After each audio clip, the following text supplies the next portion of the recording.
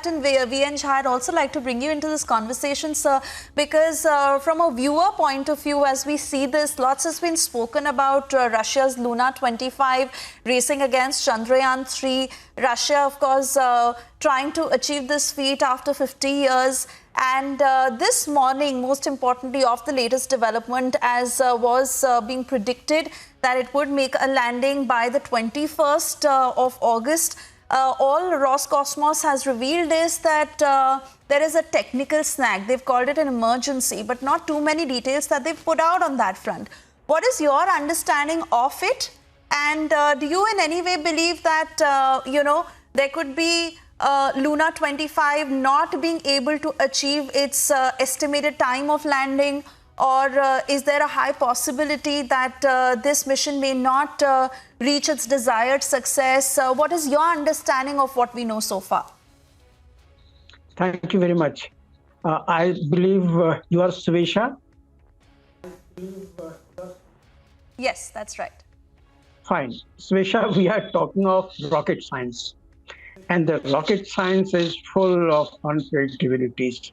It's a very complicated science, and especially when the rocket goes to a deep space, then there are even further unpredictabilities. Today morning, one article has been published called "Secrets of Surprises in Chandrayaan 3." You must read. Professor Saraswati, I have also sent you a copy of this. Must read this. There are many things which do not come to our eyes. It is not, put it in the public domain. But there are many things which, the so-called experts in the domain, they do pick up. And this particular article tells you all those stories. Yes, it is unfortunate that yesterday, when Roscosmos has sent the signal to their Luna 25, for getting into the pre-launch, pre-landing orbit, it did not obey. It did not send the command. It did not register. There could be two possibilities. One, that the signal has been lost temporarily, or there are some major fault, which, of course, Russia is looking into it, whether they can correct it. It is not failed as yet, because some of the media reports, they are pretty quick in getting the conclusions. It is not yet failed. It is in a stable orbit right now, but further descent has been, it has not been obeyed. That command has not been obeyed. Coming back to our Chandrayaan 3. As Professor Saraswati has told you, we also have surprises. The present deboost what we had last night, it was supposed to have been conducted on 18th of this month, when we expected that deboost, like Chandrayaan 2, will be a single-step process in which, from the orbit that it was at that time, that is 153 and into 163 kilometers of the orbit, it will descend down to about 100 into 30 kilometers. But that didn't happen. Yesterday, we were told that it is being stabilized into 113 into 157 kilometers. Fair enough. That is what rocket science we are talking of. If there are some uncertainties, that is the skill, that is the type of expertise ISRO scientists have got. They have split the entire deboosting phase, phase 6 that we call it, into two. One that they conducted on 18th, and the last one last night, early today morning around 2 o'clock.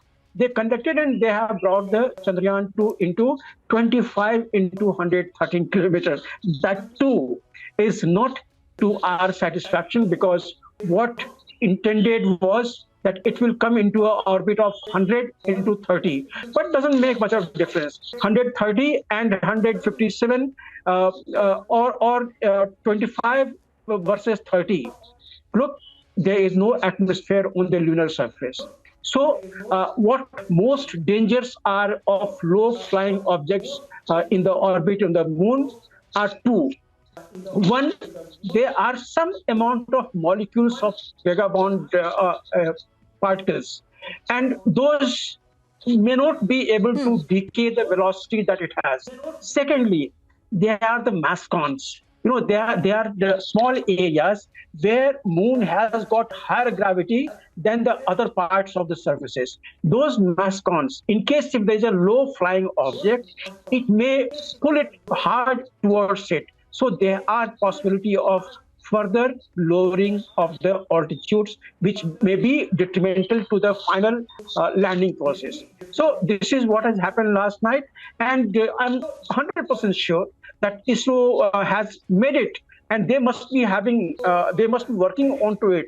Now they are in phase 7, that is the pre-landing phase. In the pre-landing phase, there are two things that they do absolutely with the precision.